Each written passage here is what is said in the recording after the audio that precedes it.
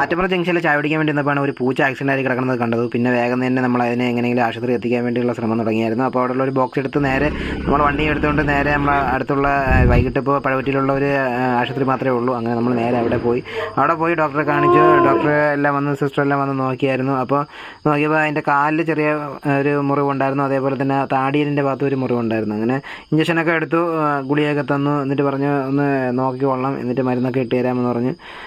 അടുത്ത ദിവസം ഒന്നുകൂടെ ഒന്ന് കണ്ണ് കാണിക്കണമെന്ന് പറഞ്ഞു. അപ്പോൾ നമ്മുടെ വീടിൻ്റെ അടുത്തുള്ള ഒരു പഴവറ്റിയിൽ മാത്രമേ ഇപ്പോൾ അടുത്തുള്ളൊരു മൃഗാശുപത്രി ഉള്ളൂ. അങ്ങനെ അവിടെയൊക്കെ കാണിച്ച് രാത്രിയായി. വീടെത്തിയപ്പോൾ നമ്മളൊന്ന് എണീച്ച് നിർത്താനൊക്കെ ശ്രമിച്ചായിരുന്നു. പക്ഷേ ഒന്നും നടക്കുന്നില്ല. നല്ല ഫ്ലാച്ചർ ഉണ്ടെന്ന് തോന്നുന്നു.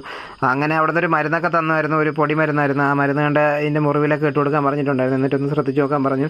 എന്നിട്ട് എന്തെങ്കിലും കഴിക്കണമെന്ന് വിചാരിച്ചിട്ട് നമ്മളൊരു ബിസ്ക്കറ്റ് വാങ്ങിച്ചു കൊടുത്തു. പക്ഷേ ബിസ്ക്കറ്റും വെള്ളം ഒന്നും കഴിക്കുന്നില്ല. എന്തായാലും അടുത്ത ദിവസങ്ങളിൽ നമുക്ക് കാര്യം എന്താണെന്ന് അറിയാം. അപ്പോൾ വീഡിയോ ഇഷ്ടപ്പെട്ടാൽ ലൈക്ക് ചെയ്യുക, ഷെയർ ചെയ്യുക, സബ്സ്ക്രൈബ് ചെയ്യുക. ബൈ.